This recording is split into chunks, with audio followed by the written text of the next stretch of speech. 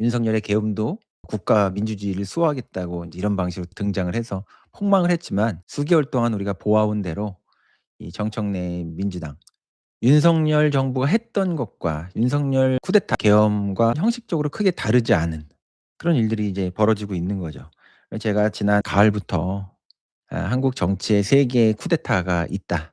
12.3 계엄, 조기 대선을 무산시키려고 했던 이 조이대 대법원 쿠데타가 있었는데 조기 대선이 끝난 다음에도 민주당 내부에서 시대를 이제 거꾸로 돌리려고 하는 그런 쿠데타가 진행이 될 것이고 되고 있고 그것도 눈에 띄게 감행되는 시점이 있을 것이라는 얘기를 누누이 말씀드렸는데 지금 그게 이제 완전히 현실화되었습니다. 윤석열 정부나 문재인 정부나 두 관계가 우리가 표면적으로 볼 때는 그게 적대적인 관계처럼 보였고 지금 와서 보게 되니까 이 윤석열 정부의 출현 그리고 문재인 정부의 운영 이런 것들이 상당히 밀접한 인제 관계를 가지고 있었다라고 하는 여러 가지 형태의 이제 정황이 있는 거죠. 이 문재인 정부와 윤석열 정부는 적대적 공존 그리고 하나의 기원으로부터 다른 하나의 기원이 출현을 했고 또 짝패 관계를 이제 맺고 있는 서로를 숙주로 삼아 가지고 적대적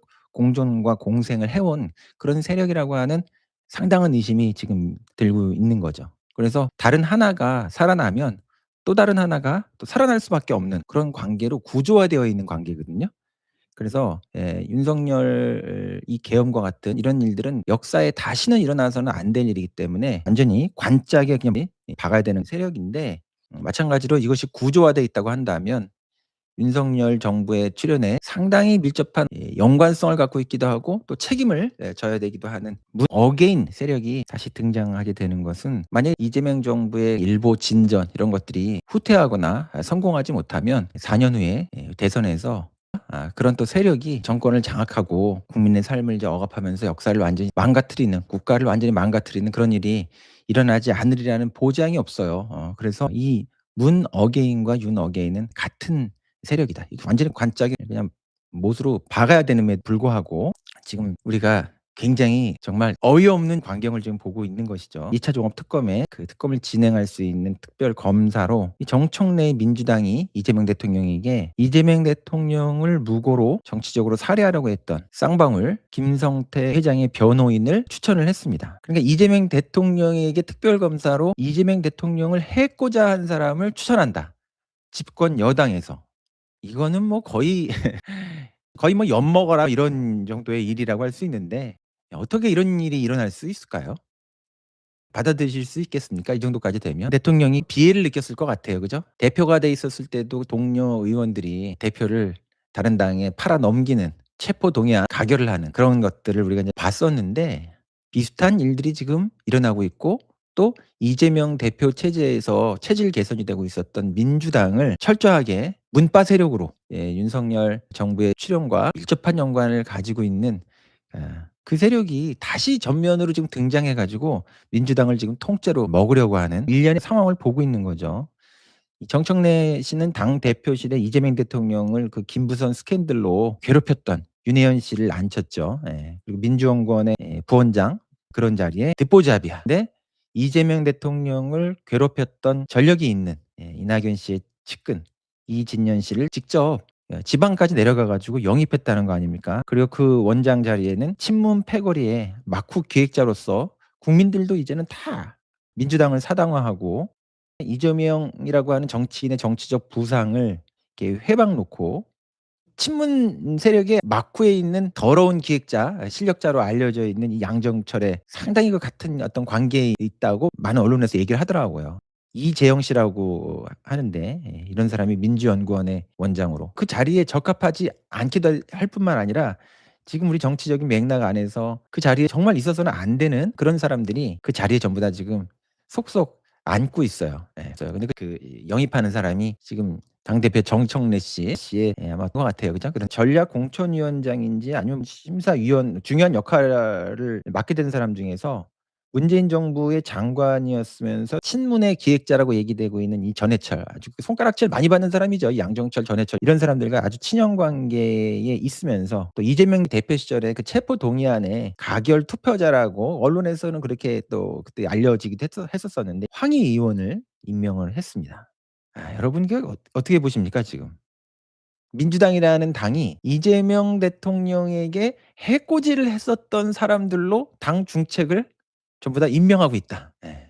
관점에서 보면 왜 조국 혁신당과의 저는 합당에 목을 매는가? 우리가 그 정책 연합이나 연대를 하려고 하면은 지금 정책 연합 연대를 해야 될 세력들이 또 있기도 하거든요.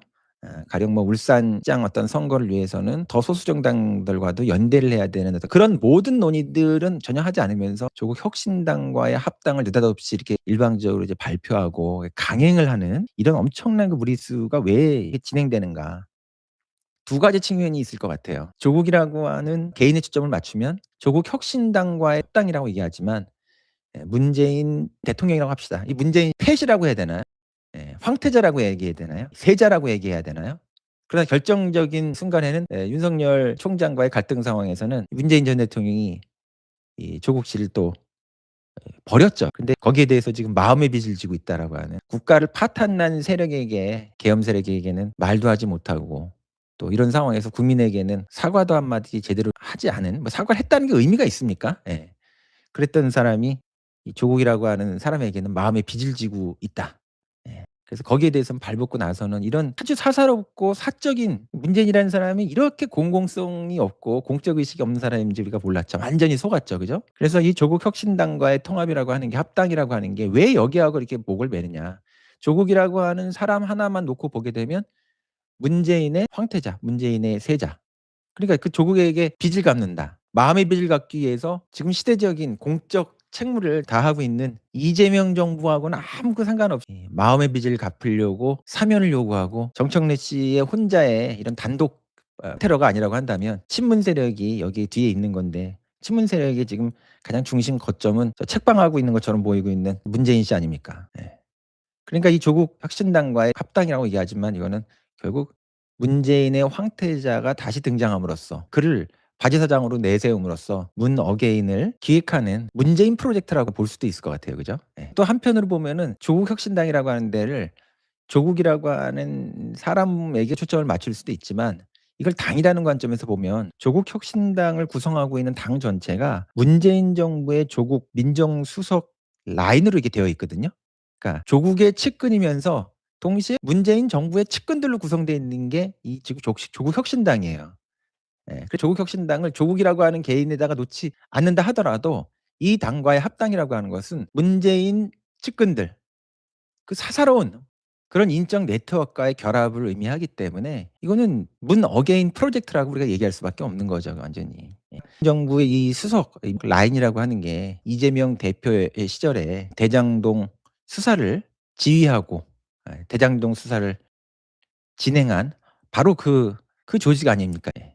이게 지금 모든 일련의 흐름들이라고 하는 것이 다 뭐냐면 어느새 민주당이라고 하는 곳은 대통령이 정치적인 중요한 인물로 부상할 때 이재명의 리더십을 해코자 하고 해박 놓았던 그리고 칼을 꽂았던 사람들로 민주당이 지금 어느새 속속들이 완전히 바뀌어가고 있는 거고 또 상당히 이미 지금 바뀌었습니다. 그리고 조국 혁신당과의 합당이라고 하는 것은 마찬가지로 이재명 대통령의 정치적 제압하려고 했었던 그 사람들과의 그 당과의 통합이기 때문에 그냥 도로 민주당이라고 하는 그런 프로젝트로 이것을 전체적으로 볼 수 있다.